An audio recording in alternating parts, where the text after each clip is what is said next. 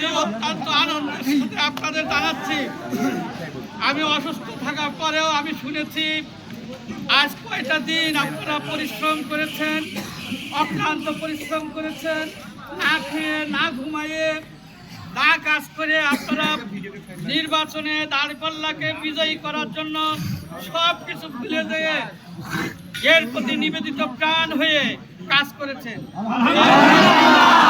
তার ফল আমরা কি পেয়েছি?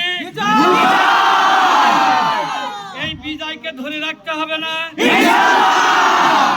তো আমিরে জামাতের বক্তব্য কি আপনারা শুনেছেন গতকালকে?